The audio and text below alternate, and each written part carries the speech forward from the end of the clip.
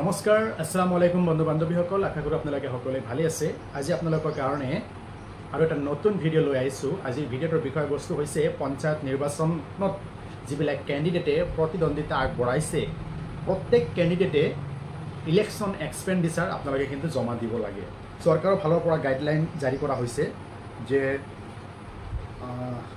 কোনজন ক্যান্ডিডেটে কিমান পৰিমাণৰ টকা ইলেকশ্যনত খৰচ কৰিব পাৰিব সেই কথা কিন্তু গাইডলাইনত উল্লেখ কৰা আছে যেনেকুৱা উদাহৰণস্বৰূপে ওয়াৰ্ড মেম্বাৰ গাঁও পঞ্চায়তৰ সদস্য এজনে সৰ্বাধিক 25,000 টকা খৰচ কৰিব পাৰিব তাৰ পিছত আঞ্চলিক পঞ্চায়তৰ সদস্য এজনে 1,25,000 খৰচ কৰিব পাৰিব জিলা পৰিষদৰ সদস্য এজনে সৰ্বাধিক 10 লাখ টকা খৰচ কৰিব পাৰিব গতিকে এইখিনি টকা যে আপোনালোকে খৰচ কৰি আছে ইয়াৰ হিচাপ নিশ্চয় আপোনালোকে ডিস্ট্ৰিক্ট ইলেকশ্যন কমিশনাৰৰ তাতে আপোনালোকে জমা দিব লাগিব এই সংক্ৰান্তত আপোনালোকক নীতি নিৰ্দেশনা দিয়া আছে অলৰেডি যিবিলাক ক্যান্ডিডেট সেই ক্যান্ডিডেট বিলাকক তিনিটা ফৰ্ম মানে প্ৰদান কৰিছে এটা হৈছে হোৱাইট কালাৰ তাৰ পিছত ৰেড কালাৰ এটা দেখা পালো আপোনাৰ অৰেঞ্জ কালাৰ হ'ব এনেকুৱা ধৰণৰ মই দেখা পাইছো আজি মই দেখিলো এজনৰ মই ফিল আপ কৰি দিছো গতিকে হেতু কিন্তু আপোনালোকে ফিল আপ কৰিব লাগিব ফাৰ্স্ট পেজত আপোনালোকে লিখিব লাগিব ডে টু ডে এক্সপেন্ডিচাৰ আপোনালোকে ডেইলি ক'ত কিমান পৰিমাণৰ টকা খৰচ কৰি আছে এইটো কিন্তু আপোনালোকে লিখিব লাগিব আৰু আপোনালোকে ভাউচাৰবোৰ সংগ্ৰহ কৰিব যদি আপোনালোকৰ ভাউচাৰ নাই তেতিয়া হলে আপোনালোকে নিজে হাতে ভাউচাৰ এটা বনাই ল'ব বগা কাগজত লিখিব ভাউচাৰ নম্বৰ ডেট দিব নেম অফ দা ক্যান্ডিডেট দিব তাৰ পিছত মানে এক্সপেন্ডিচাৰখিনি লিখিব নম্বৰ 1 টি এক্সপেন্ডিচাৰ তাৰ পিছত মিনাৰেল ওয়াটাৰ এক্সপেন্ডিচাৰ তাৰ পিছত বেটেল নাট তাৰ পিছত অটো টেম্পো বা মানে ভেহিকেল এক্সপেন্ডিচাৰ ইত্যাদি আপোনালোকে লিখি হেবৰ কিন্তু জমা দিব লাগিব আৰু আপোনালোকে বেনাৰ পোষ্টাৰ বনাইছে হেবৰ আপোনালোকে ভাউচাৰ ল'ব তাৰ পিছত আপোনালোকে মেইল মিটিং কৰিছে বা গাড়ীত আপোনালোকে তেল ভৰাইছে হেবৰ কিন্তু ভাউচাৰ আপোনালোকে সংগ্ৰহ কৰি আপোনালোকে ডে টু ডে